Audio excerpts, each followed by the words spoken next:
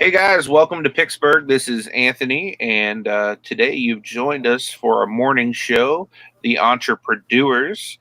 And today is a special day because we have two very special guests all the way from Australia joining us. That's Brad and Jazz, two Aussie thrifters. We also have a full panel today too. As always, my co-host Tommy, the Bargain Effect, is with us. We have Nate, Every Day I'm Hustling.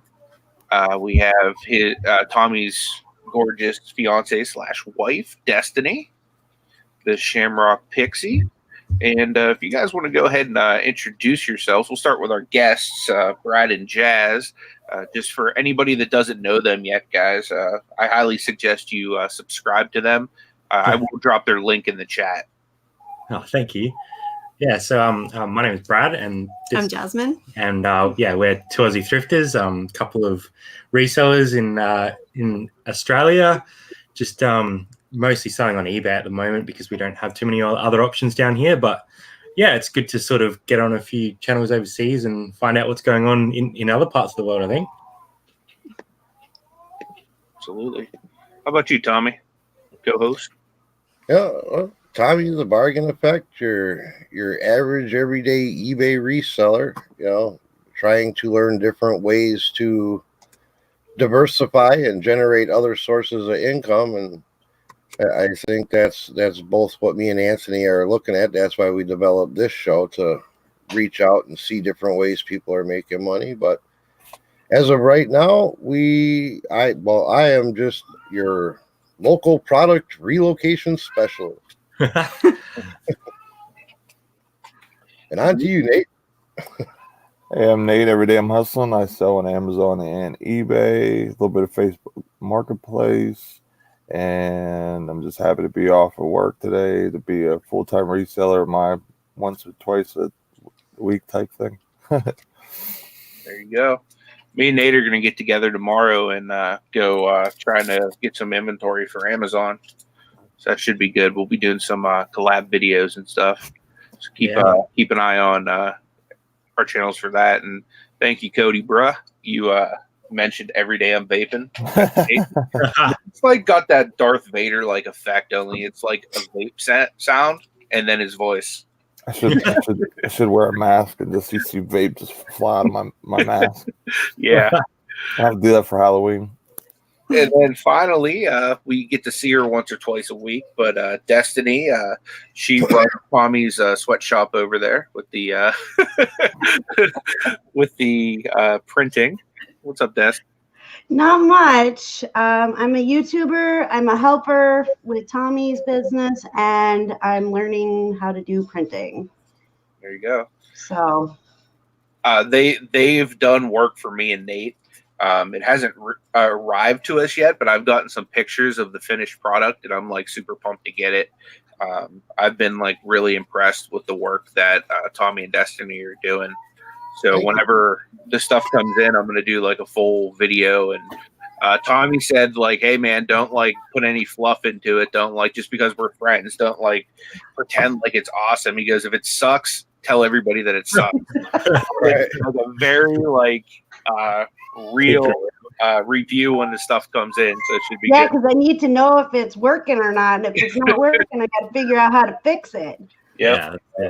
I'll give one of my kids one of the shirts as soon as it comes in. I'll be like, here, play with this. And if it cracks and starts falling apart, then we'll know if it's good or not. Right? Let them go run around in the dirt and roll around on the ground with it, and then wash it 100 times, do it over again, and see how long it lasts. It'd be like throwing it to the wolves. Well, I take my shirts before I put them on sometimes, and I'll just stretch like the hell out of them. So like I'll let you know if it cracks or not, because I like my shirts to be baggy. And see, whenever you got a few rolls and some man breasts, you don't like your shirt to be form fitting. Right. Yeah, we don't got space. We don't like the slim fit over here. Absolutely. I do want to say hi to a few people that are in the chat with us.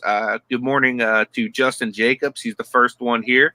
Tommy, if you want to put him on your brownie points list.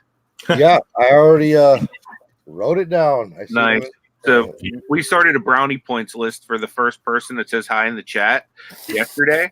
And at the end of the month, the month as in 30 days that Tommy's keeping track of, Tommy's going to send them a box of brownies, and I'm going to send them a little brownie plush. Oh, that's a good idea. Wait, that means I'm going to be baking? I'm thinking little Debbie's.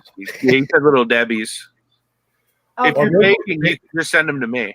Or we could just send them the box of brownie mix and they can bake it themselves. That way you don't have to worry about spoilage. I'll just have to add that to my long list of stuff I have to do every day. Yep. But yep, our brownie list tally started yesterday, so that'll be the first 30 days will be closing on the 24th of November. Yep. That's cool. That's a cool idea. So we got Stan Dollar in here. Good morning to you. Ken Teets all the way from Australia. Thanks for coming in to support your local countrymen.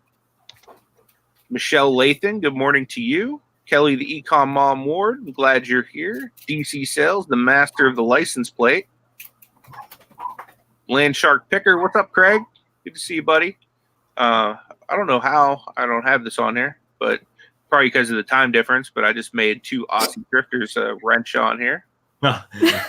Look, Mom, I'm hustling. What's going on, man? Good to see They're you. also these guys. Another local countryman of Australia. Old School Picker, what's up, Chris? Good to see you, buddy. Tommy Bernard, what's up, my man? Glad you're here today. Hey, Tommy. Town, what's going on? Marie Perlette, good to see you. Cody Bruh, I don't know why you don't got a wrench, man, but I'm giving you one just every day I'm vaping. I love that name. I'm hoping it'll change. The Cherry Picker, good seeing you, Veronica. Kel Sylvania Reseller, I'm going to toss you a wrench too, because we talk a lot. She wants to know where we're going to get inventory. I'm not sure yet. We haven't even decided what part of Pittsburgh we're going to meet up at yet. We're going to kind of do some research and see like where we can go find some good deals. Rumstump Reseller, good seeing you, Jamie. Glad you're with us this morning. Caroline Searle, good to see you. My mom. Jazzy's mom. Yeah. Same last name, yeah. Yeah. Awesome. I know her mom.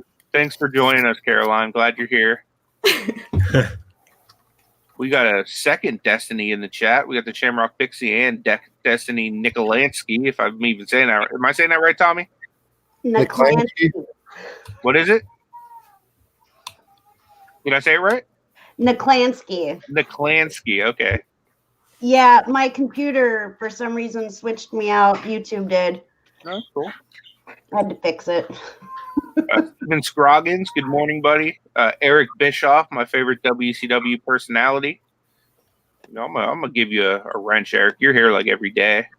Anthony's turning to Oprah over here. Toss him a wrench too. You get a wrench. You get a wrench. We call them spanners here. Spanners. I like having blue in the chat. That way, if any rules would ever come up, they just smash them. Yeah, Eric, I did get approved on Amazon, and I'm pretty pumped about it. We're going sourcing this weekend for it. We have T with us, my great find for you. T, if you want, you can even drop the link to your auction channel, you know, so people can go and sub there. Reseller Man, good morning, bud. Glad you're here. Veronica Pest, good morning. BK Vending and Flipping, good morning, Matt. Glad you're here, buddy. If there's anybody I missed, feel free to say hello. You can even tag me, and I'll make sure that, you know, I say what's up to you. Glad you're with us today. So the topic today, we're going to talk about e-commerce abroad. Since we have the privilege of talking to some people that are on the other side of the globe, we were kind of talking, and I've heard them talk about this on Tommy's channel, Tommy Bernard. If you're not subscribed to him, please do. He's really blown up right now, guys. Like I remember at one point I had like a few hundred lead on him, and now like I probably only have like 20, if that. So go subscribe to him so that he can pass me up. Him and Tracy have a good thing going, I think. I know. Tommy, if you want to say something in the chat, just so people can click your 3 little dots. But he has a really awesome evening show. Tommy and I want to have him and Tracy on the morning show so that they can kind of invade and we can kind of do what they do in the morning. Be careful what you wish for. For sure. Gonna bring our show to at least a PG-17 rating. Yeah, for sure. That quality, we love hanging out with these guys. Yeah, Absolutely. Good fun. Okay, cool. He says next week we're good. You can pretty much pick the day. I think the only day that we have somebody booked next week is Thursday. So any other day, we're good, Tommy. Whatever works for you and Tracy. Just let me and Tommy know. Me and other Tommy 2.0. I'd also like to point out, we got lots of Josh in here too, and they got a morning show too that people should, if you're not subscribed to the Joshes, it's lots of Josh, Harry Tornado, and Suburban Beard have a show that come on earlier than us, and it's a pretty good, entertaining show. It's just basically three guys hanging out and just talking the business. I enjoy watching that one too. Just that is a lot of Josh on that show, though. Just definitely bundling a few of them together. Quality. I typically go back and rewatch it, even though I'm Eastern time and it should be like a regular time for me to wake up and watch a show. Like normally I'm up all hours of the night with my back and stuff. So I normally rewatch it like several hours after it's already aired. But it's a good show. So just because you don't see me in the chat, I'm still there supporting you guys. It's hard to keep up with everyone these days with so many channels around. Yeah. I like throwing them on when I'm listing, just so I can kind of catch up with what's going on and listen in to some good content. Well, yeah. So you guys were basically talking about on Tommy's channel that there's not very many platforms for you guys to take advantage of over in Australia. And typically eBay is like the primary over there. Whereas over here in America, Amazon's kind of like the king, whereas like I just found that to be so interesting to know that eBay is still kind of running things over there. Yeah, currently, I guess we have like Facebook Marketplace and our version of Craigslist, which is called Gumtree. But yeah, Amazon over here hasn't really taken off. It sort of landed in Australia, probably a year and a half, 2 years ago now. Very limited though. But yeah, all new gear. I think they came in sort of targeting the big retailers and stuff. Yeah. But eBay had kind of sewed them up already. So it just hasn't really kicked off yet. And most of the resellers down here are purely on eBay just because the market on Amazon just hasn't taken off yet. So it'd be interesting to see in sort of 5 years where we are, because I see a future there. It's just they have to sort of break the market a little bit, I think. Yeah, for sure. And you guys do primarily eBay for your business? Yeah, probably like 95, 96% would be eBay. We do a little bit of Facebook Marketplace, but we have full-time jobs still, so we're not always home to be able to facilitate pickups and stuff like that. So for sure. What do you guys do for a living currently? Well, I'm a manager at a bookstore on a university campus. Okay. And I'm a project manager at a insurance company. So. Do you guys plan on eventually going full-time reselling and leaving those jobs? That's the dream. Yeah, yeah, definitely. So Jazzy's actually looking at dropping a few hours coming up soon to put some more time into eBay. We're sort of at that point now where sort of all of our waking hours are spent on eBay by the time we come home from work and that. So it's probably about time that we sort of take some time away from our full-time jobs and keep growing the business. And we're at a point where we can afford to take some time out as well. We've got enough inventory and turnover built up to keep us going. So yeah, definitely full-time eventually. That's awesome. Does working at the bookstore, Jazz, does that help as far as building up your inventory and finding good items to resell? It definitely helps picking the book section in the op shops, because I can just walk over and go, that one, that one, that one, all the rest are old editions, don't bother with them. Yeah. I guess it's really selective, because with textbooks, they really need to be the current editions, which knocks out so much of what's been donated. Gotcha. Jazzy's like got a scanner in her head, I reckon, because she just like scans across the arm, literally grabs them out, bang, bang, bang. And we don't need to sit there for like, 20, 30 minutes scanning books. So that's awesome. My one party trick. Do you ever get stuff like, say, when it goes clearance at your at the store you work at? You know, do you ever like claim dibs on it and try to get your business? Oh, the problem is if it's gone to clearance, it's probably because it's aged stock, and it's probably because there's a newer edition and it's obsolete. So unfortunately, it doesn't help us much with that. Gotcha. Yeah, because I know over here in America, like for example, like Ross Dress for Less. I don't know if that's something you guys have over there, but it's one of my favorite places to do RA at. It's like a clothing place, and there's a assistant manager there that literally like she'll claim like all the good stuff when it goes on clearance now. Wow.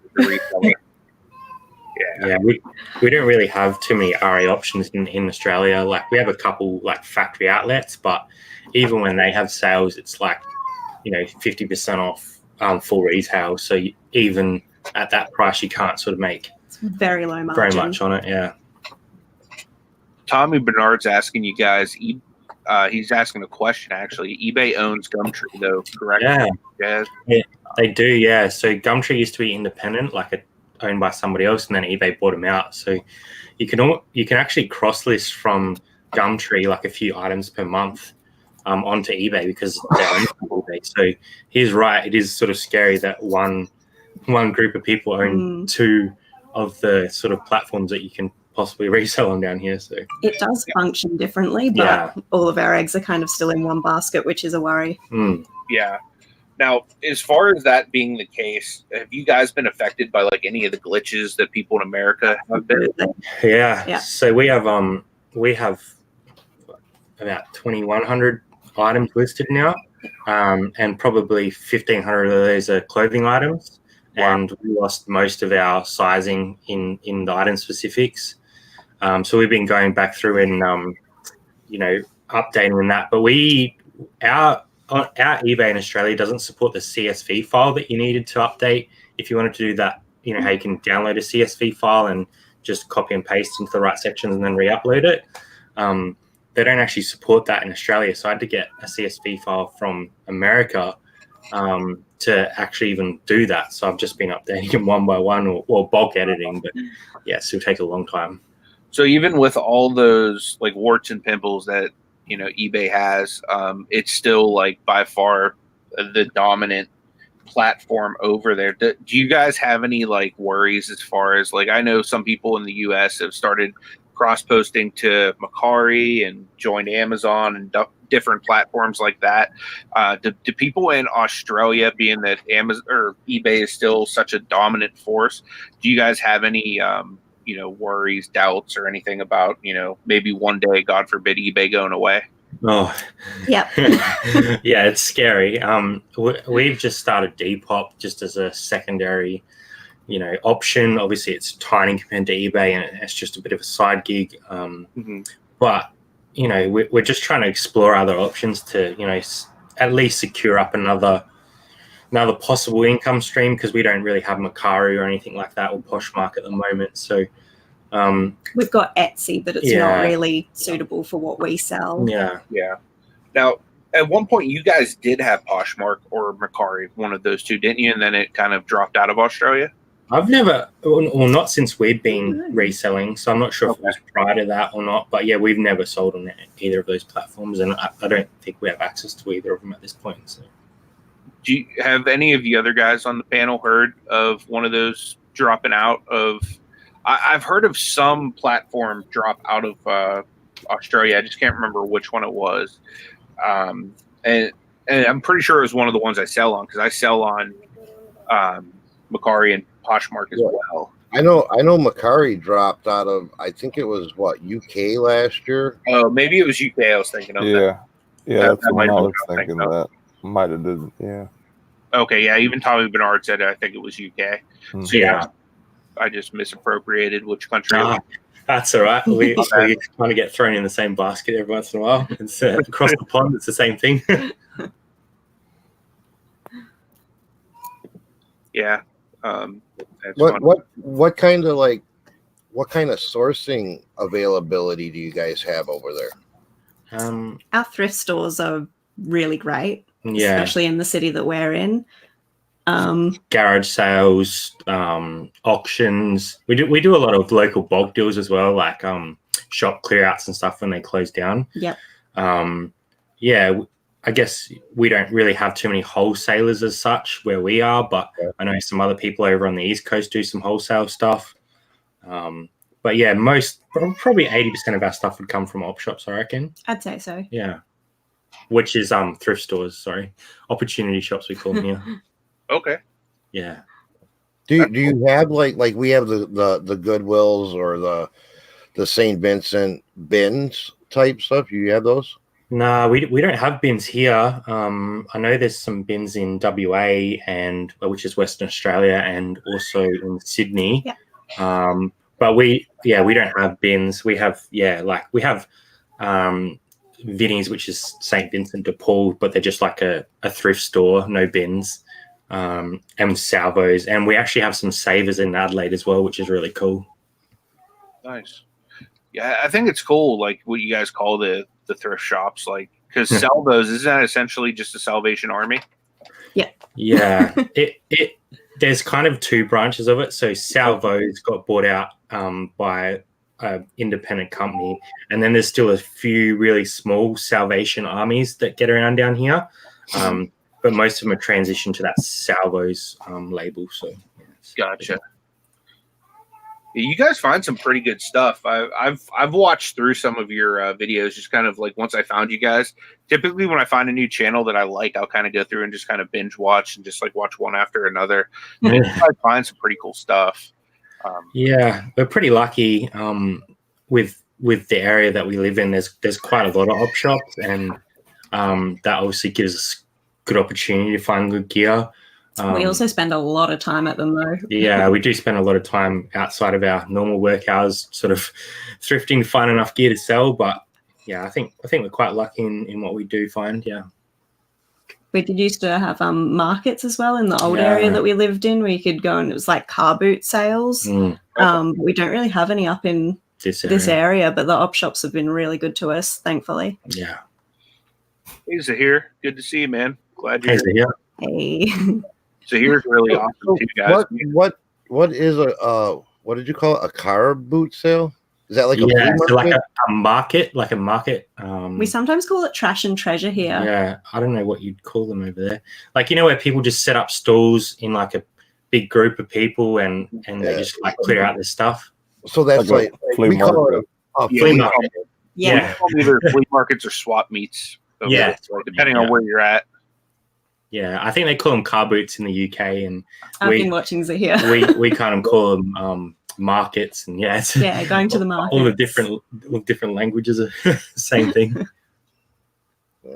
We were me and Destiny. We just had a conversation. Was that yesterday or just on how we have the same things, but sometimes they're called or pronounced so differently. Yeah, that we don't know what you're talking about. Like we watch a lot of like real estate flipping type, buy it, sell it, fix it, stuff like that, and so we watch a lot from like the UK or like Australia or wherever.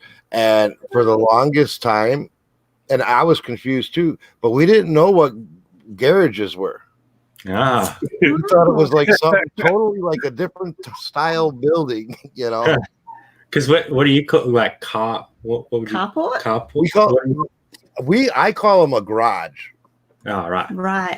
Which I know, and when I thought about it, it was like the way you guys pronounce it is actually like how it's spelled. Garage. We pronounce it all messed up. Yes, when I try to sound it out, to spell it out, I always get it wrong. Always. And I couldn't figure out why. And so Tommy was explaining, I'm like, oh, yeah, right. Oh, see. Okay, so I just have to tell you that Mr. Remington and Mr. Pickles absolutely love you too, because they won't be quiet. keep it muted. So every time you talk, they like want to talk with you. So, they're see. Yeah, we can hear 'em. Yeah. We used to have. Well, my family used to have birds back in the day. It was cool. Yeah. So it's one of your voices that's exciting them. Probably not me. It's probably you. Bit of bird chatter. Yeah, we have a Quaker parrot, and then we have a fancy parakeet, and both of them, either one of you whichever one's talking, both of you actually is who they want to talk to. So, so it's both of you. Glad we got a fan over there. That's so cute. That's pretty cool.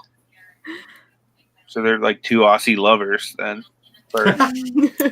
So since you both have full-time jobs, like how many hours, like say a week, do you guys averagely commit to your eBay? Probably, well, we usually get home about 6 o'clock in the evening, and I'd say we probably work reasonably steady for about probably 3 hours between listing, packaging that day's orders, then sort of getting it all printed for the next day.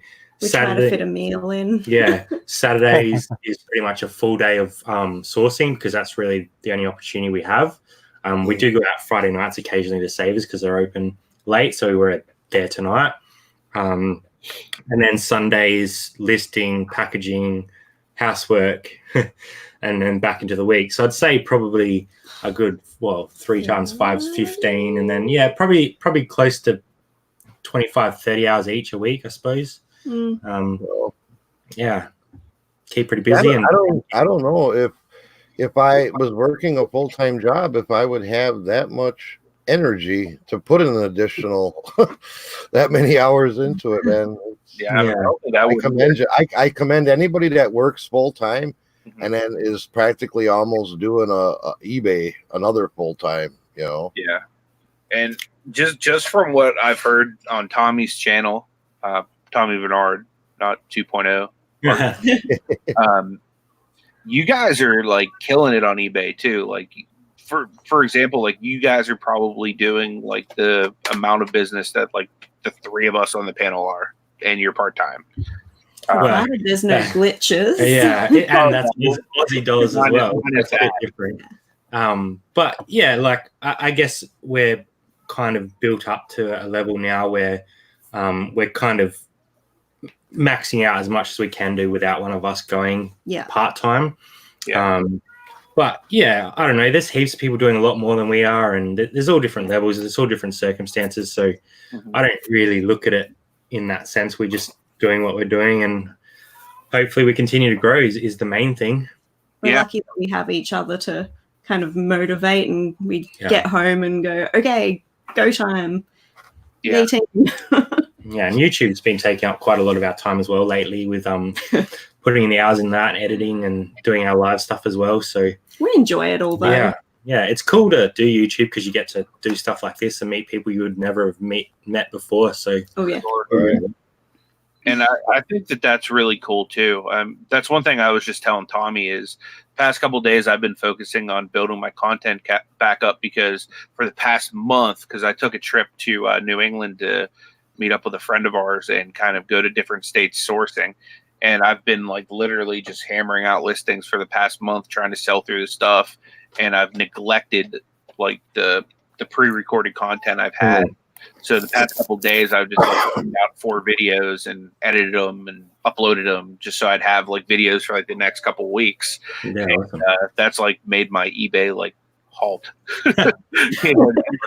I went from having like 4, 6, 8 packages going out a day to like 1, 2, 3. It's a fine balance, hey, to try and keep both of them tracking well. And some days we'll do a lot better with YouTube, and other days we'll do a lot better with eBay. It just depends on where our headspace is for that day. But we try and be pretty consistent with eBay because we know that that's what eBay likes. So we have a sort of set goal each day that we try and get through and get up, and hopefully it continues to track well, pending any further glitches. For sure. So what I like to hear is people's story, just what got you into the online reselling? I mean, how did that come about? So it all started just over 2 years ago now. I was collecting like retro gaming stuff like N64, NES, SNES, and all that sort of gear. And I was picking up like bulk deals just to like fill out my collection. I was getting a lot of doubles and stuff. And I was like, well, if I can sell these doubles on eBay and then use that money to keep building my collection, then I'm kind of like building my collection without spending money, I suppose. And then I found a few channels over here, well, a couple channels that were reselling, and just started dabbling in it a little bit. And then once I worked out that it was a viable option, we just went pretty hard on it and started finding American channels that we could learn from. And it's just sort of grown from there, really. And I think reselling in Australia is sort of in its infancy still. We don't have a heap of channels down here. We're starting to get quite a few, but it's sort of in that initial stage. So it's cool to see it growing. It's really, really fun. There are people who've been buying and selling since kind of day dot, but it's becoming trendy. Yeah. I think people are realizing that they can live off of it. Yeah, definitely. That's awesome. Was there any influences you guys have had in YouTube to kind of birth your channel? And yeah, well, I remember when Brad was trying to convince me that this wasn't a horrible idea. He showed me rally routes and said, look, this couple are doing it and they can have all this flexibility. Doesn't it look great? And I was like, oh, yeah. It looks like hard work. I guess rally routes were probably the two that really inspired us to do what we're doing. Obviously, being a reselling couple, and they're kind of similar ages to us as well. So we could kind of relate to what they were doing.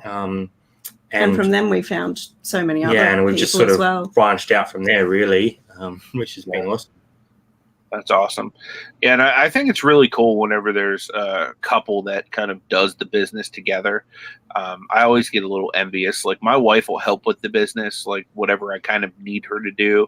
Like, for example, like if we go sourcing, she'll like tolerate me, and then she'll kind of find some other stuff too. Like, I've taught her how to scan stuff on eBay, and now I'm teaching her how to scan stuff for Amazon. But for the most part, she's like, yeah, that's your stuff. Like that basement is kind of like your zone, and you do your own thing, and I'll kind of do my own thing. But I always am like kind of envious whenever I see like two couples like completely immersed into it, kind of like you guys, Rally Roots, Ryan and Pam over at Thrift Mine. You know, like it's super cool to see.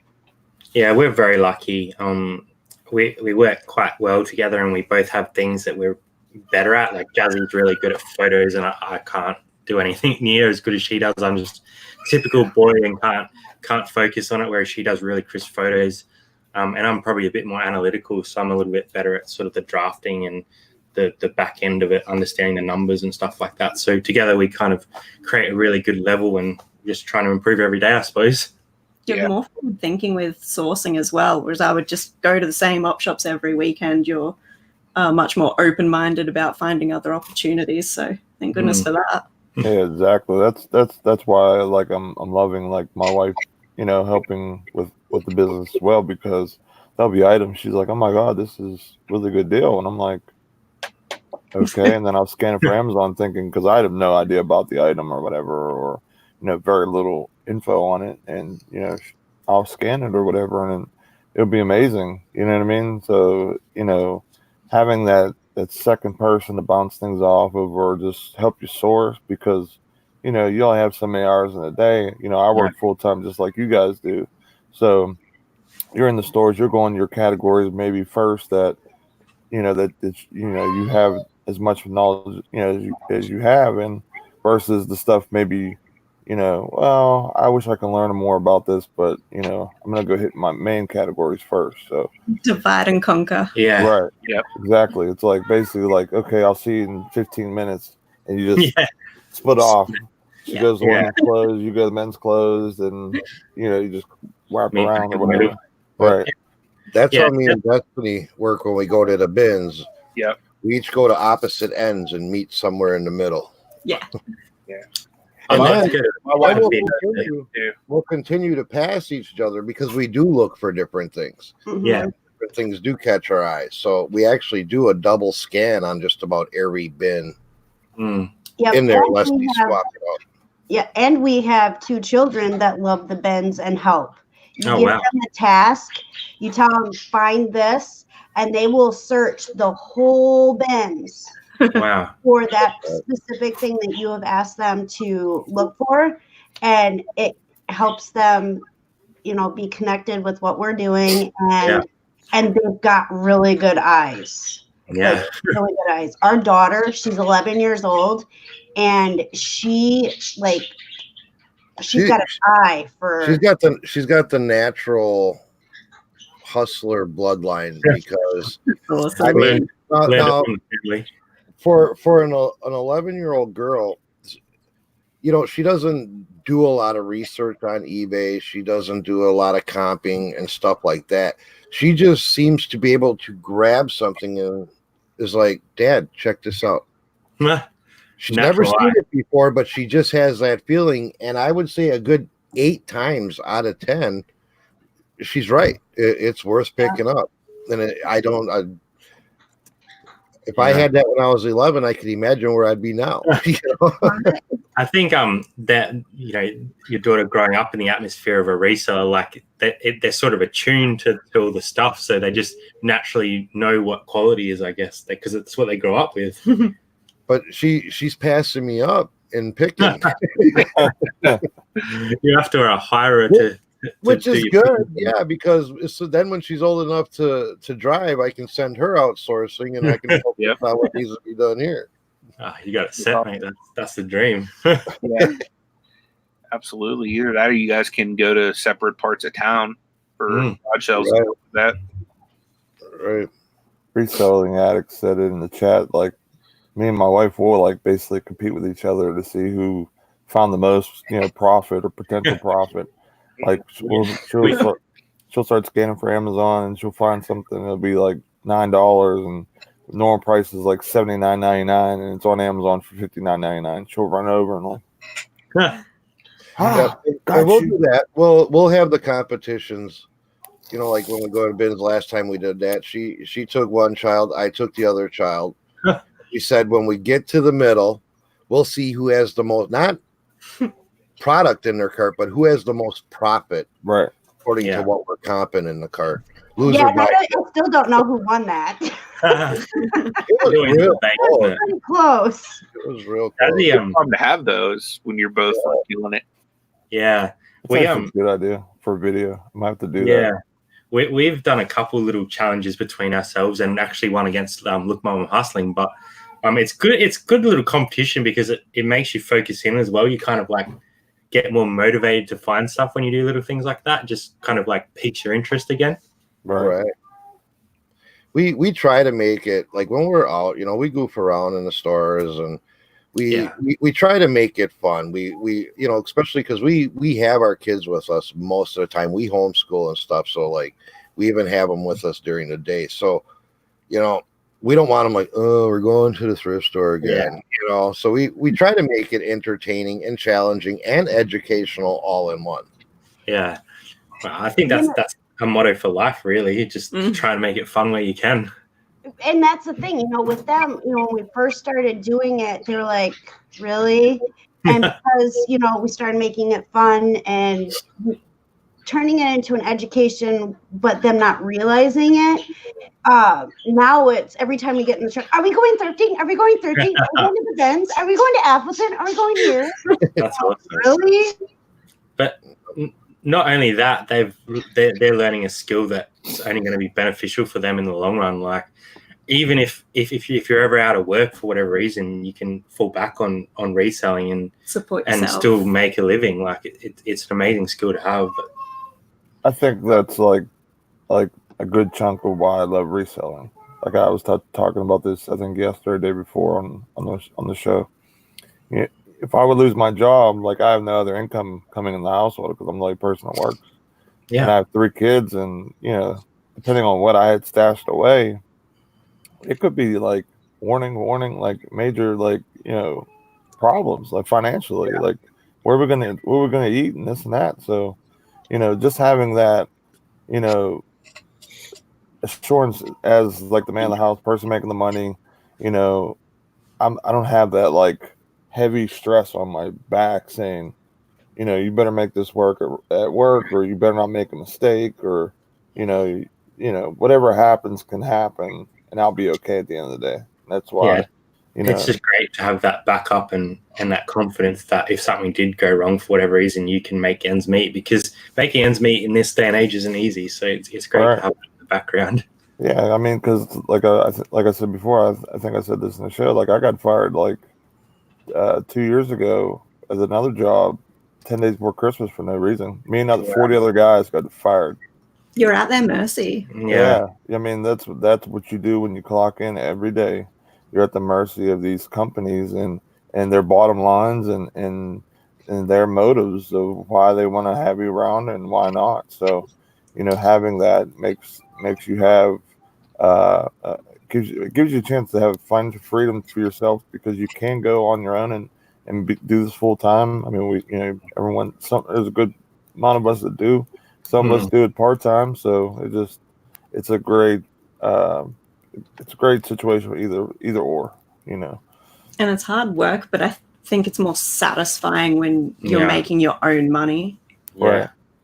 I mean, I love it, man. I really wish I could do this, full time. I mean, I'm putting the hours in, like you guys saying, you're working 3-4 hours, a night or whatever the case is. Sometimes I think I do a little bit more, because I tend to have to source and do majority of the back end stuff. And I mean, my wife will do the photos and some things like that, but for the most part, I'm doing the rest by myself. So I'll do like RA sourcing online and, stuff like that. So, it just takes more time. Yeah. I think Zahir's hit the nail on the head as well, though, with working for yourself can be stressful. Oh, yeah. Oh, yeah, for sure. I mean, sometimes dealing with customers and returns and, sometimes you don't want to have to go out and run around, especially if you work full time or like we touched about it, I think this week, about people with disabilities and stuff. Sometimes that can hold you back too. So, it's always there's always always something in your path. You just got to try and work around it and do the best you can. Yeah, you work to your capacity with reselling. It's on you, so you make the decisions and you work as much as you can. That's everyone's circumstance is different, which I think that's cool to have something like this. Right. And one thing I wanted to ask you guys, because you guys both work now, as your business is growing, would one of you guys quit your job, or would both of you guys quit if you guys did go full time? Would probably, Jazzy's trying to drop a 1 day a week, and then if that works enough, then we'll start dropping another day. So we would do it gradually. Yeah, it'd be a staged approach. We bought a new house early this year, so we have a reasonable sized mortgage over our head. So we need to be at a certain point before we'd both be able to go. So it's just a matter of staging. That's smart. That's very smart. Yeah. Yeah, you guys definitely have to watch and see what your debt, what your debt and stuff, and basically what you need to get by and live. Is it manageable in your profits per month, and or is it too high of a reach where you have to have your best month to survive? Basically just figure out the minimal that you need to survive, and see if you can get that guaranteed, or are you easily getting a little more than that, then you could make the leap. But I'm trying to do kind of the similar thing as far as scaling back, because my wife works 60 plus hours a week right now. She's in nursing, so she works at a hospital, which she's scaled that back to part-time now, because that's very stressful on her feet. She has plantar fasciitis, and it flares it up real bad because she's running on her feet 12 hours a day, but she loves it there, and the hospital's going to put her through school to get her to be a full-blown RA and all that. So she's or RN, I should say, RA, that's reselling. My mind always is. So she's getting ready to go through full-blown nursing school in September. So I want to try to have her scale back even further, because she does in-home healthcare too, which she actually makes close to double what she makes at the hospital, going in-home and helping people that way. So I want to help her scale back to where she can just focus on her school and kind of, do what she needs to do in that time. That's one of the main reasons I joined Amazon, is because I really want her to not have to worry about money so much, because for the longest time, she's been like the breadwinner in the house, like probably at least for the last 5 to 6 years. Because in my previous job, like I didn't really make a whole lot. And I actually set my own salary because I was an entrepreneur there. Me and my wife opened a church in our hometown. And because the church wasn't like, it was in the hood, you know what I mean? Like, so we didn't make a whole lot of money. So I purposed it to only pay myself a small amount, every week, just so that we could kind of supplement her income. So for a long time, she's kind of had to be the breadwinner. And now reselling's given me the option to kind of pay her back in a sense. Right now I'm still kind of just supplementing her income. But as I continue to diversify and bring on new streams of income, my goal is to now allow her to kind of just be the supplemental income and to kind of, take that back over for her. So I'm kind of doing the same approach as, I'm letting her scale back little by little, depending on kind of how we're doing with the reselling business. But Sahir has a question here. He'd love to hear our opinions on the importance of general health, fitness when working as much as, I guess this is for you guys, when working as much as you guys do at the day jobs as well as thriving business.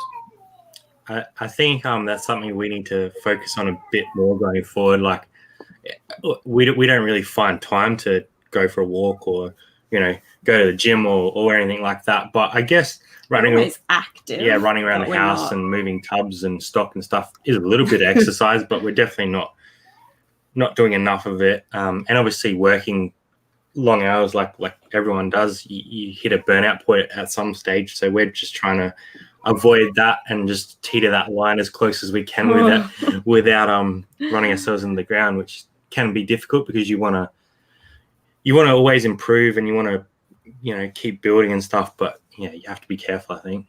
We're pretty serious about sleeping 8 hours a night. That's really important, but we also eat terribly when we're just outsourcing for a day and we grab some quick takeaway. Mac is on the run. We need to work on that. Like with my job and everything, like it's pretty physical. I'm on my feet, I'm running around, like just doing different things. So, I do get a lot of, I guess it would be exercise because I am, moving around and, I'm not just sitting in a desk or anything like that. I'm lifting 50-pound boxes, so I'm getting some, a little bit of lifting in, I guess, so. It's like a little mix of cardio and I guess some, some minor lifting or whatever. But, I probably should, try to eat better and, even, I mean, I guess I walk and stuff for, sourcing as well, too. So, I mean, I don't know. I've kind of always been this big, and, I guess I just come accustomed to it, but I try to look out for myself because you can't do too much if you're dead and gone. Everything you worked hard for could just snap your fingers, be gone. Yeah, and that's a sad thing. Like, because honestly, full transparency, I probably haven't been in shape since like 2012, whenever I retired from professional wrestling.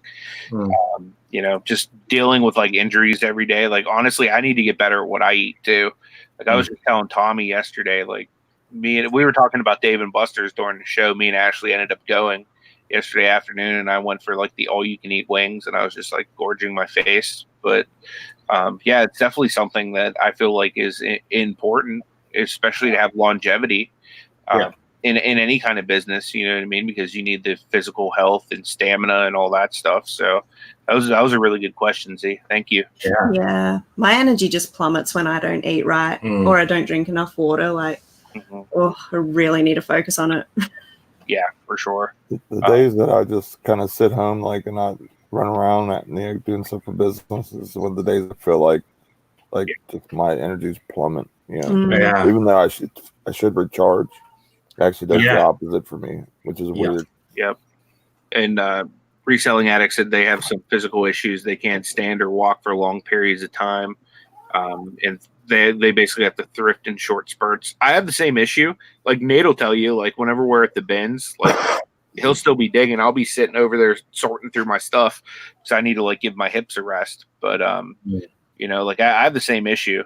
You know, sometimes like I'll even need to use the cart and do some scooter triage if I'm at certain places. But yeah, I mean it's difficult. But you know, like we're all examples that it's possible. You know, you know, I don't know what you do as far as I want to learn more about your channel. If you guys haven't checked out Reselling Addicts, they're a reasonably new channel. They just hit 50 yesterday. Go show them some love. But I definitely want to learn a little bit more about what you guys do, especially now knowing that you have some of the same physical issues that I do. I think that it would maybe even give me some tips of how to be more successful. Well, I'll have to check them out.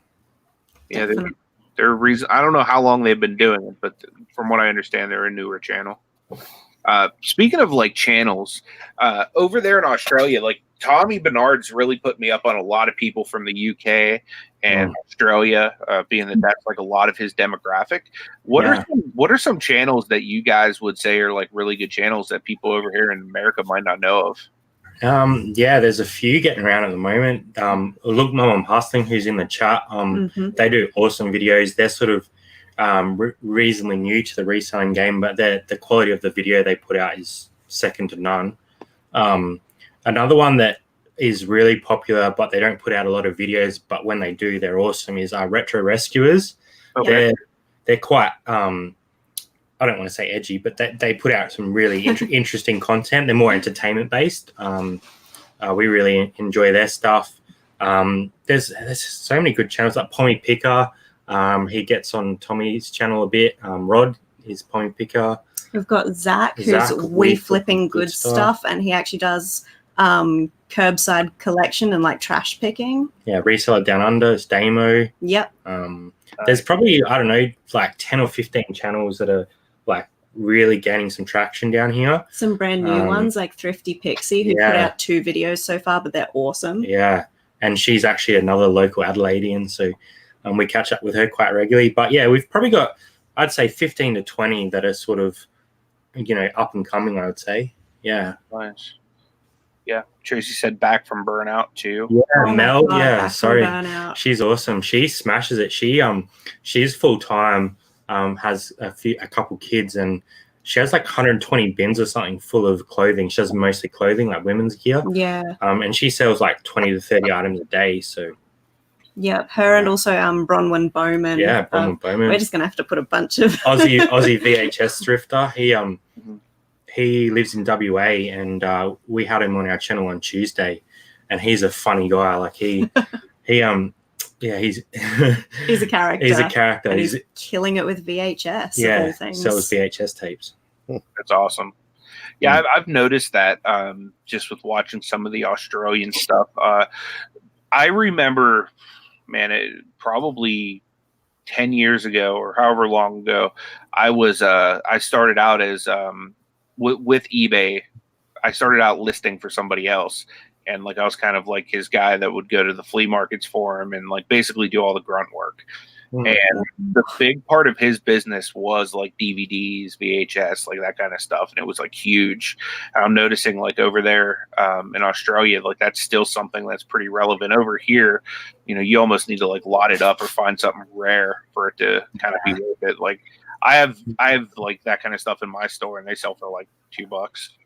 Wow. Yeah. We have guys like Ken Skeets who are focused only on DVDs. Games. Yeah, like Rod and Nat do quite a lot of them as well. We do some, but we only really do them when we pick them up like in a bulk lot from like a collector or something.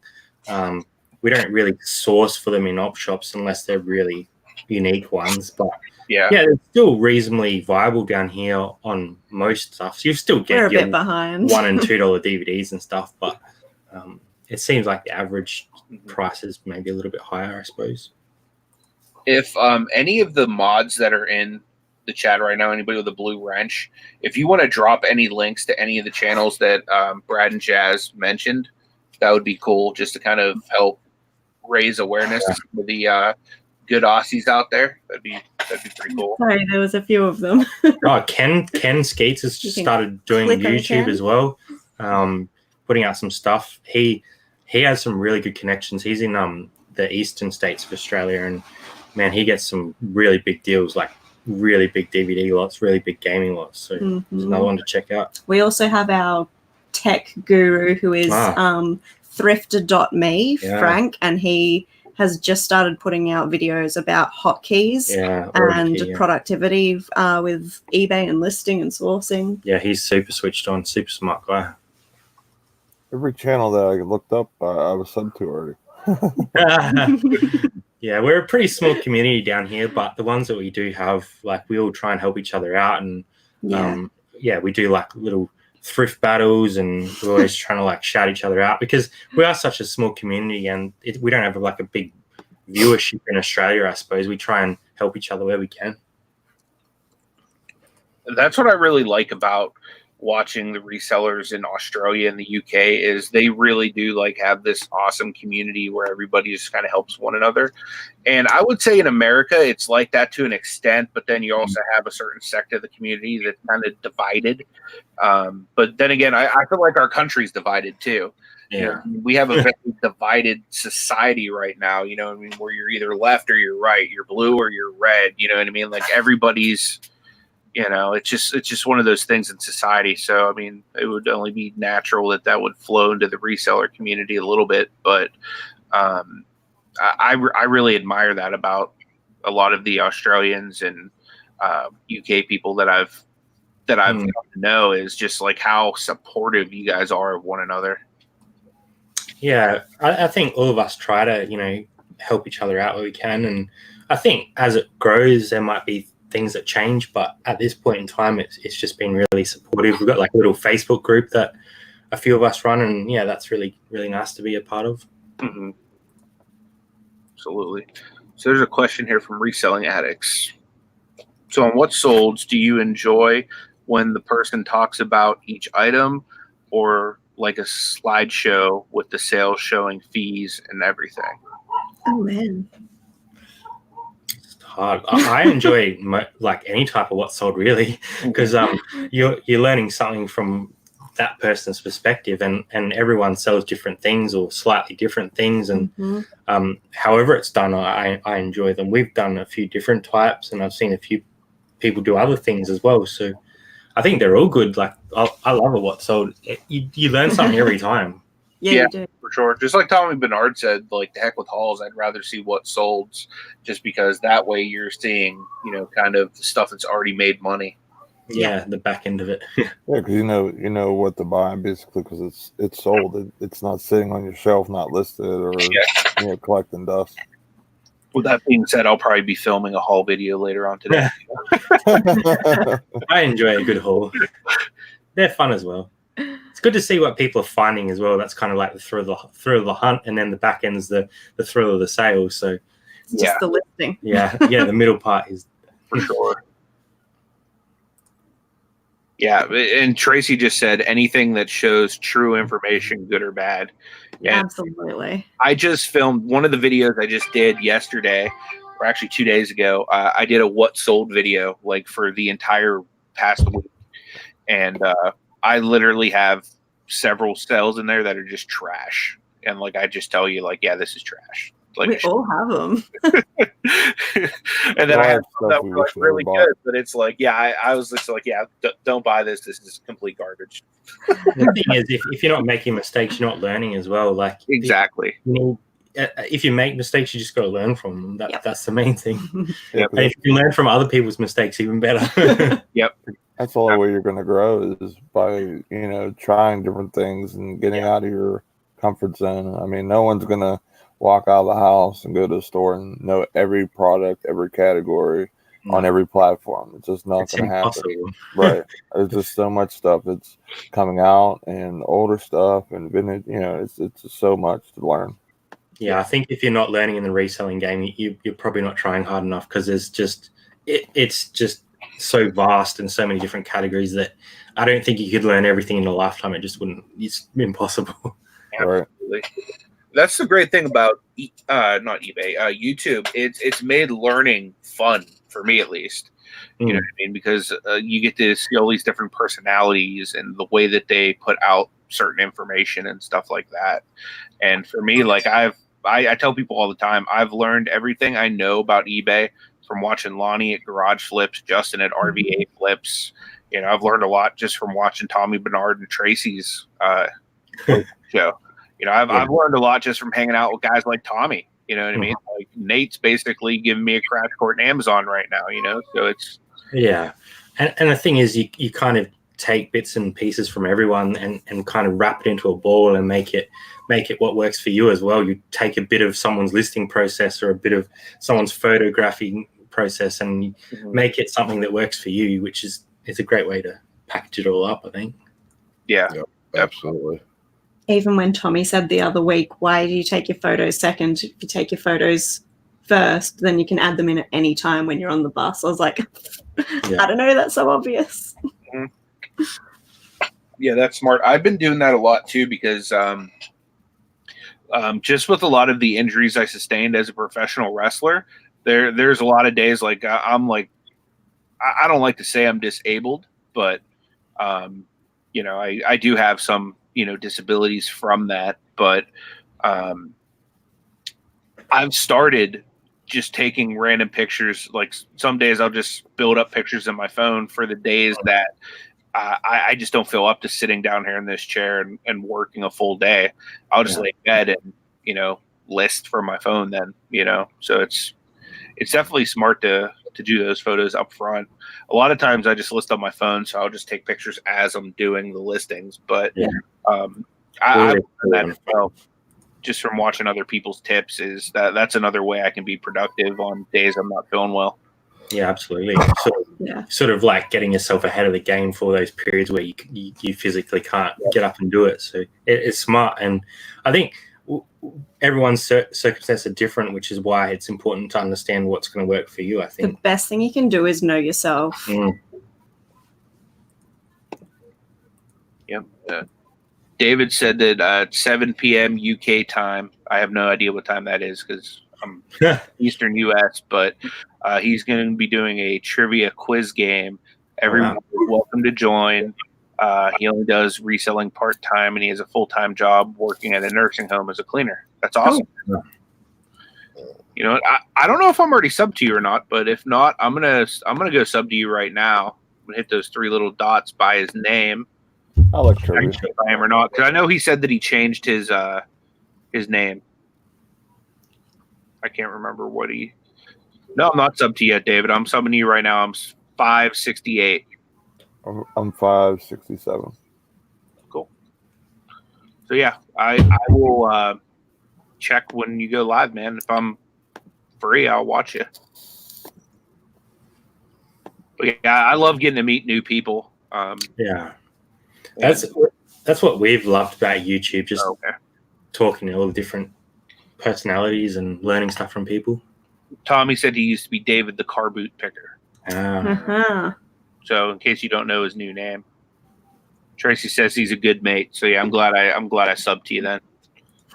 I'll definitely be watching your channel and getting to know you a little bit better. I'm glad that you're here today. But yeah, if anybody that's here has not yet subscribed to Brad and Jazz, I highly suggest you do. They put out great content, and it's not just entertaining, but they put out like good information. You know what I mean? There are people that you can rely upon the information that comes out. You know, because they're I hate to say it, there's some questionable content out there. You know, not naming names or anything like that, but sometimes you can be misled.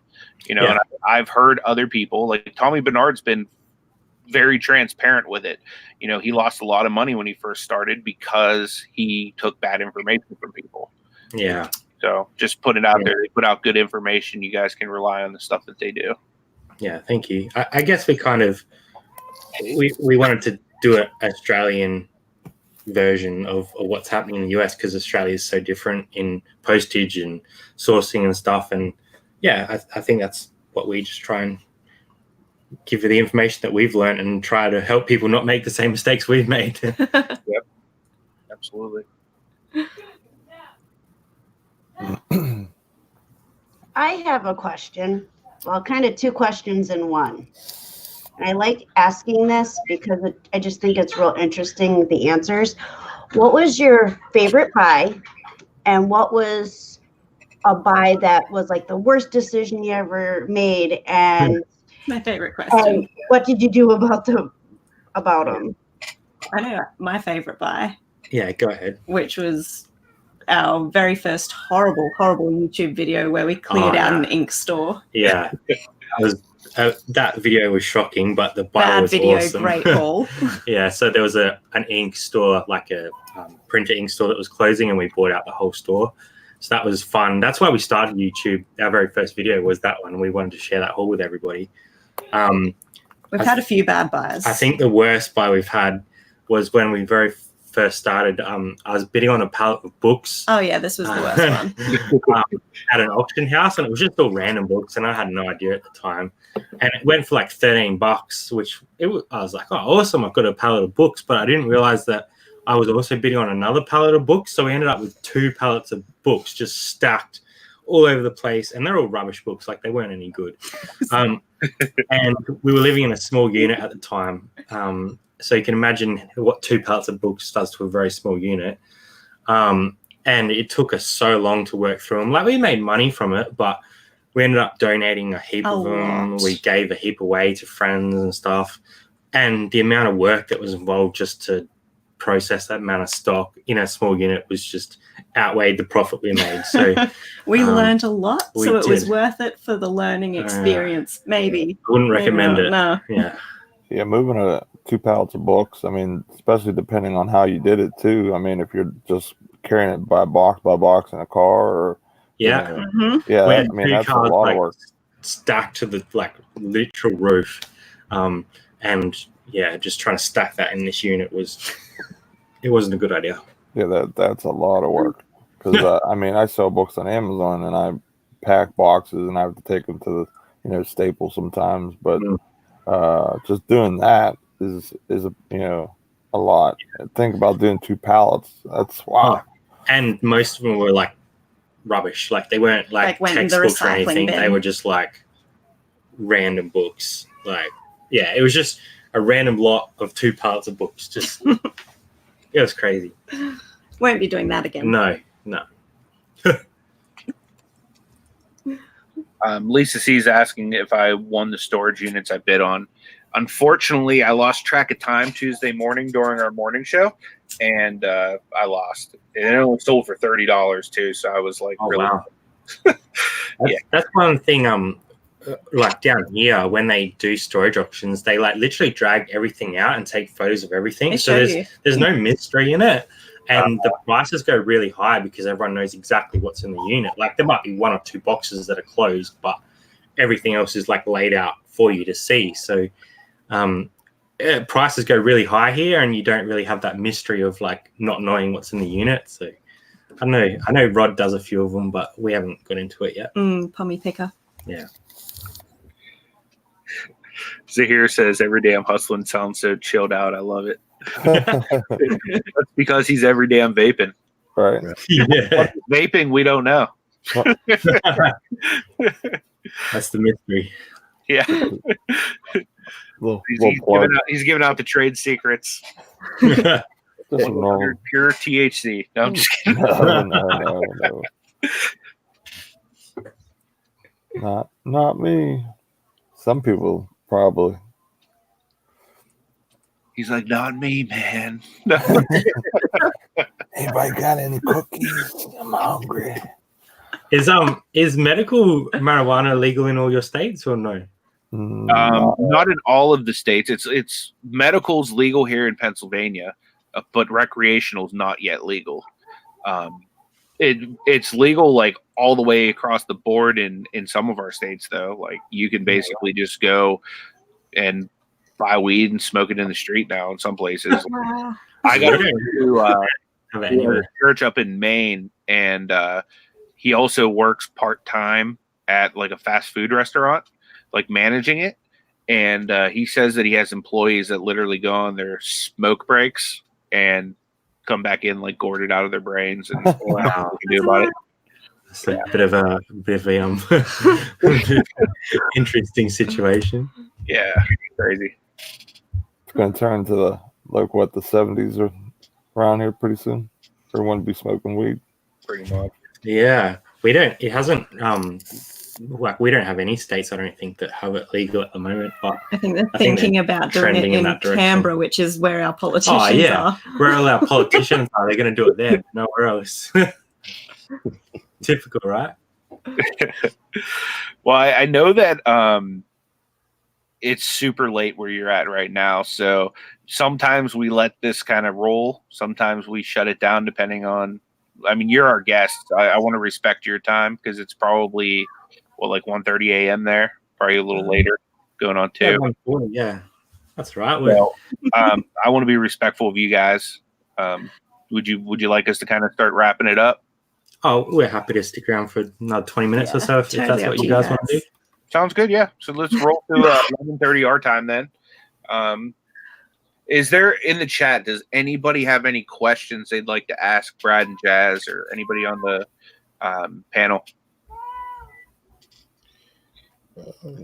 I can't think of it. I pretty much had my question answered, so I can't really think of anything.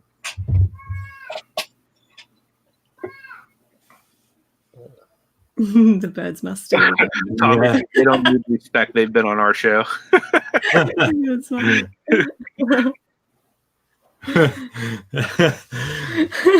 Yeah, we had a good chat with them the other day. That was good fun. Jelly had a chat with Tracy and chat with Tommy. I can't wait for the rest of Tracy's series of chats with chicks. I know that's looking really good. She's going to be with Rebecca Malik. Looking forward to that. We love Zahir and Beck. They're just a really great couple to look up to. Like, I think they're just like really calm and they just represent like, you know, what a typical couple is, and it's really nice to see that. So humble.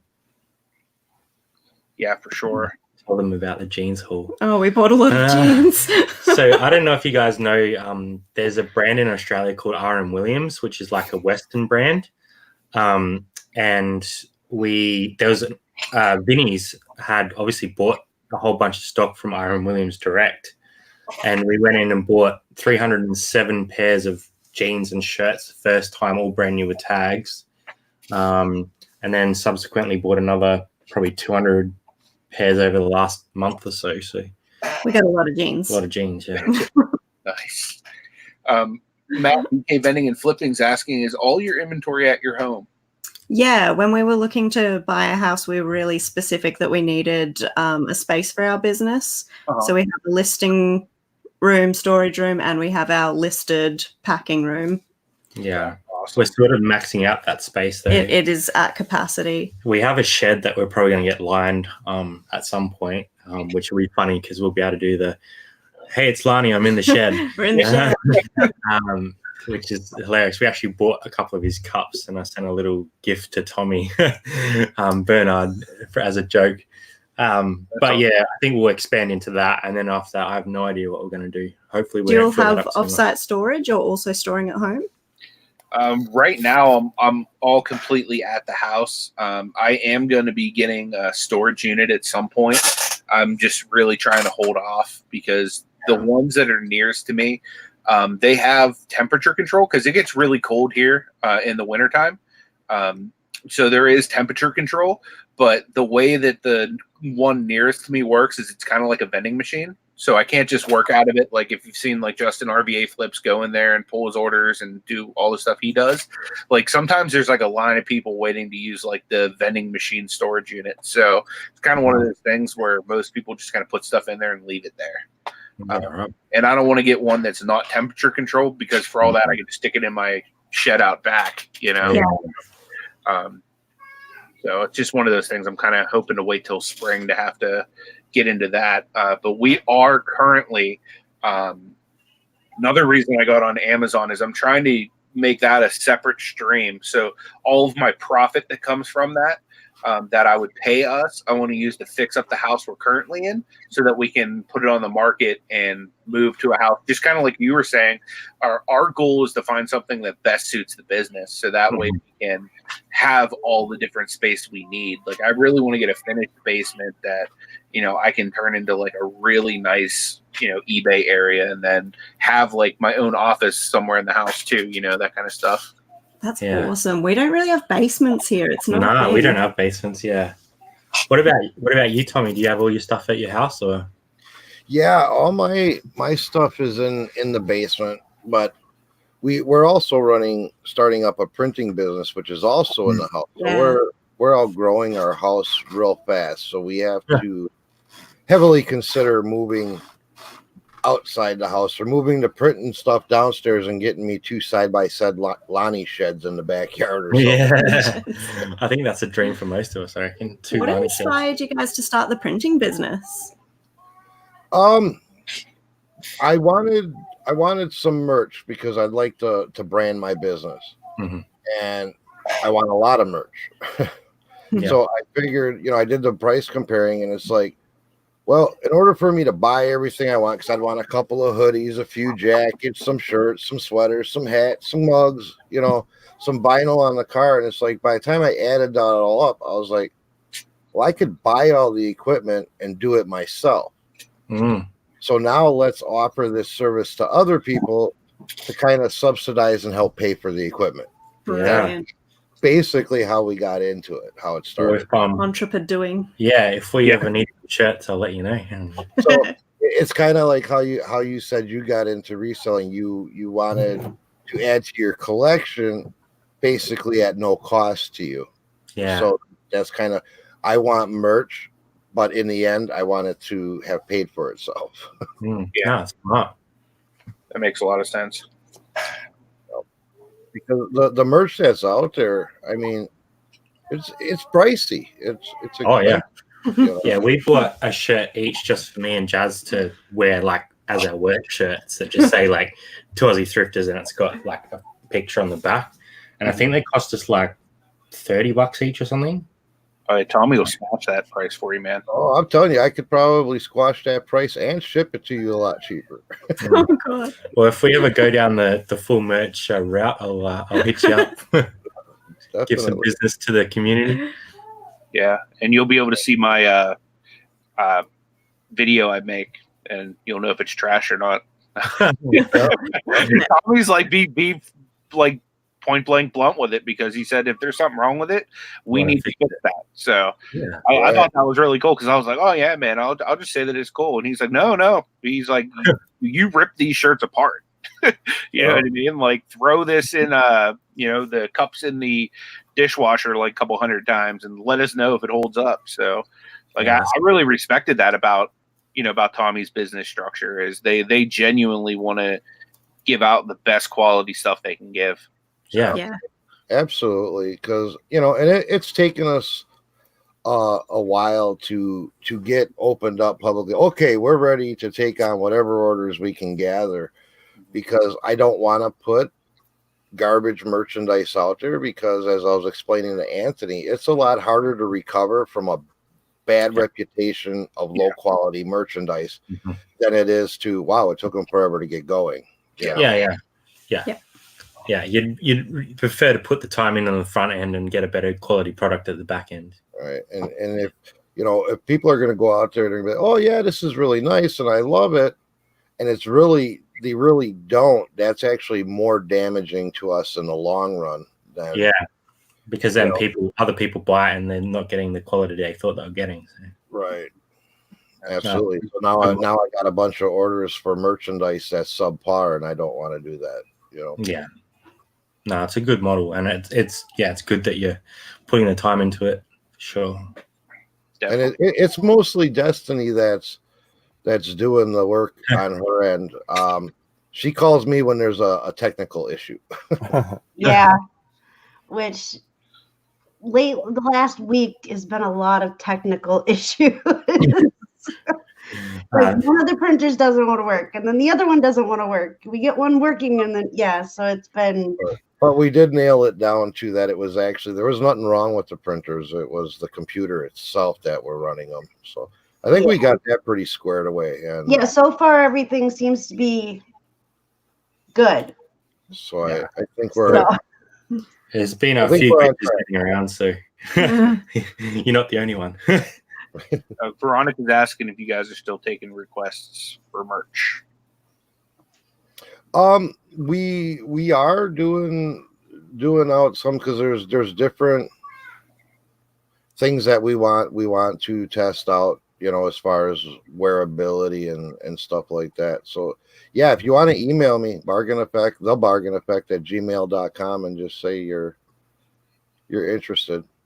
But we're pretty much close to where I think we're happy with our product that we have. And we got some stuff out there now, and we got a few more things that we're sending out for testing. And depending on the results of that will depend on how much more testing we have to do. Yeah. Hopefully everybody's gonna be like, nah, they're great. And they're saying it because they're great and not just being nice. Yeah. I want brutal honesty. You know, I'm not going to be able to correct it if people are just trying to be nice. Yeah, that's true. So, you know, it's as much as it's going to suck, I still need to hear it so I can correct it. Yeah. So. Yep. Absolutely. Yeah, I'm looking forward to getting my stuff, guys. Like, seriously. For sure. Old School Picker's asking, what percentage of sales do you guys ship out of your country? It's probably pretty low for us. Like, I don't know, maybe 10%, maybe not even just that. Under 10%. Yeah.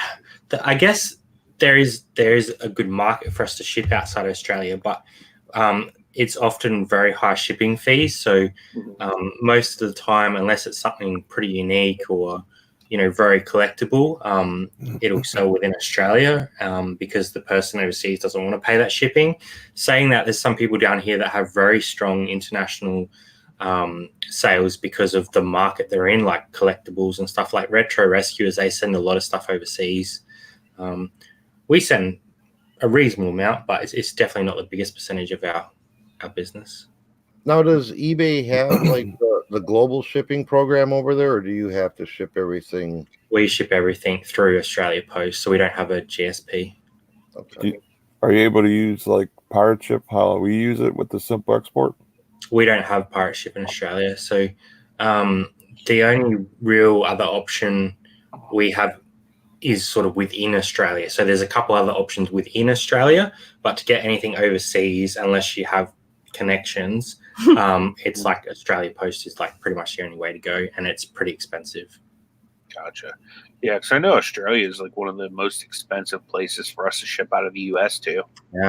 Yeah, we're in the middle of like nowhere with a bunch of sea around us and on the other side of the planet, so it's an interesting thing to get stuff in and out. But you know, sometimes stuff's worth shipping out because it's so collectible or so unique that people are happy to pay the extra shipping. So we offer international on a lot of our items, but it's not something that gets There's a lot of wealthy people in the world. So yeah, it's worthwhile. Might as well have the option on there. If someone wants to spend it, we won't say no. Yeah. Yeah, I don't blame we sent 2 shirts over to the US a while back, and it cost us like $38 Australian to get 2 shirts to America. Wow. Mm-hmm. Wow.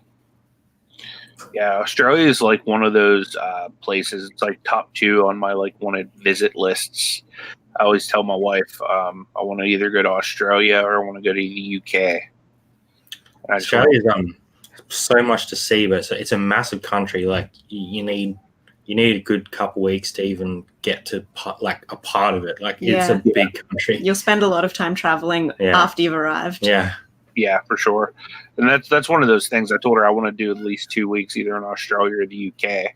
And if I go to the UK, I want to like visit like all 4 territories of the UK, you know? So I just think that'd be cool. Yeah. That'd be amazing. That's a place where Tommy wants to go, is Australia. I want to go to Ireland, but he wants to go to Australia. So we came with the compromise. He'll take me to Ireland if I take him to Australia. Sounds like a good plan. That works. I've had I don't know. I wanted to go to Australia since I've been like a kid. Something about Australia has just always attracted me.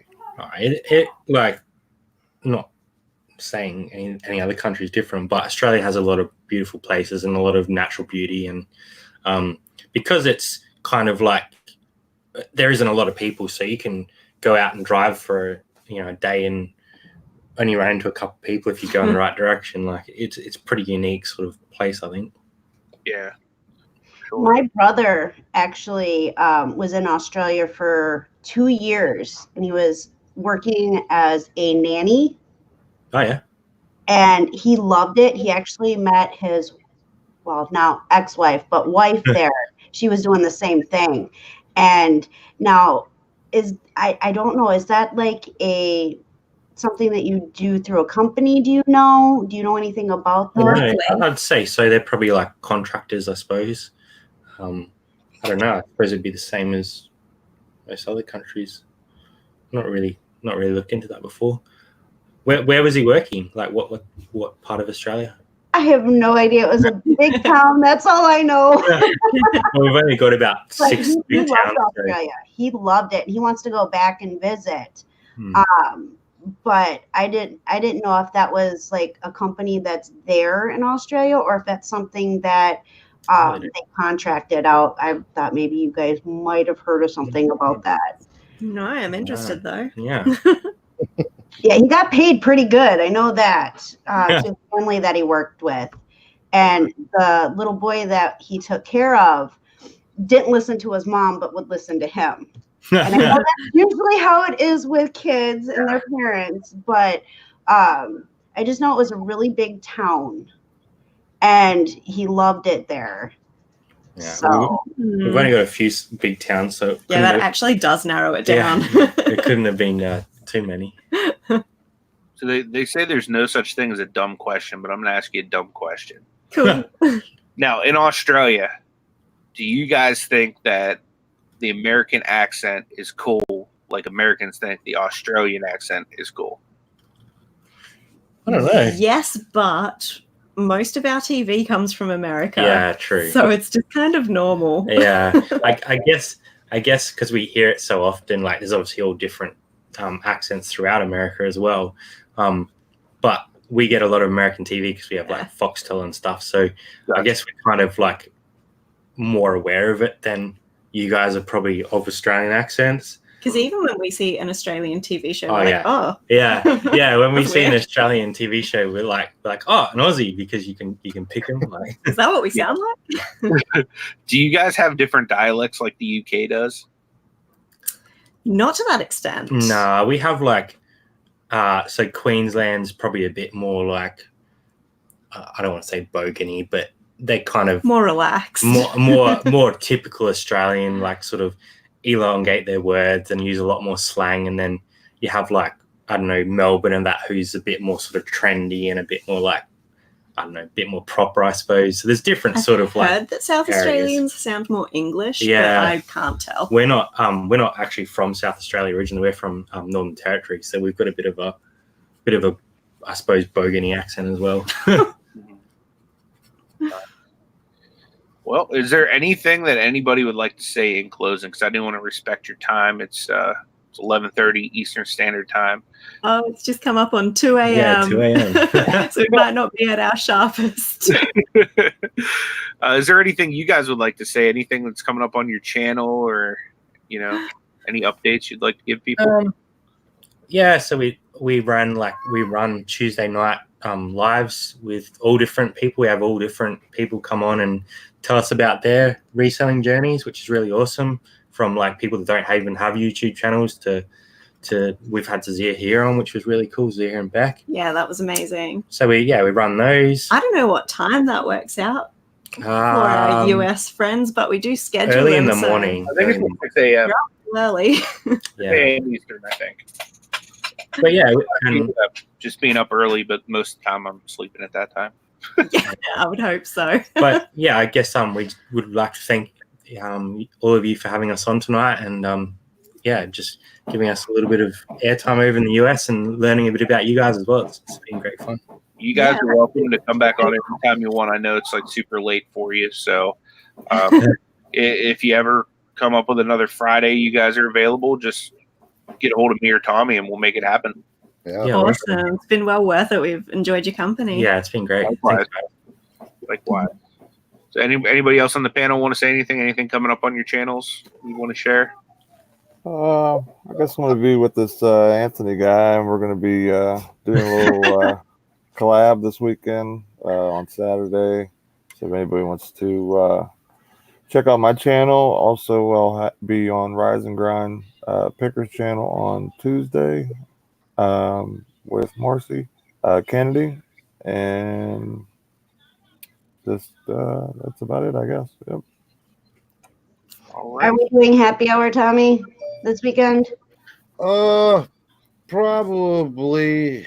Yeah, probably. I don't know if it'll be tonight or if it'll be tomorrow. I guess it all depends how I feel. But yeah, we usually do our happy hour where we just take an hour or two and just step back from the reselling and jump on live and don't. I don't know. It always seems to weasel its way in there, but we try to avoid talking shop. Yeah. You should tonight, man, because I'll actually be free tonight. Oh, that'd be cool. Then. Yeah, same Party here. with I guess tonight we'll be doing happy hour at some point. I usually do my happy hour with a cocktail in hand, so sometimes it gets interesting. It's very interesting when it's on his channel. It really does. That's all right. Hey, Kelly, get flipping, mama. Destiny tries to keep her channel, G-rated, and I'm not as fussy on mine. Yeah. That is just some of the conversations gets a little too much for me. Yeah, it depends who we have on with us. I'll be back. Anthony will keep us in line. Yeah, I'll do my best. And there's no kids this weekend, so Look out. All it might get a little bit more interesting than normal when the kids are here. All right then, guys. We're going to call it quits so these guys can get to bed. But thanks, everyone, for joining us this morning. If you would, on your way out, make sure you hit that like button. If you're not subscribed, make sure you do, because Tommy and I do this every single day throughout the week, Monday through Friday, 10 a.m. Eastern Standard Time. We swap back and forth between his channel and my channel. So make sure you're subscribed to both of us. Check out Nate, too, and Destiny as well. And definitely show some love to our guests today. Appreciate everyone for being here.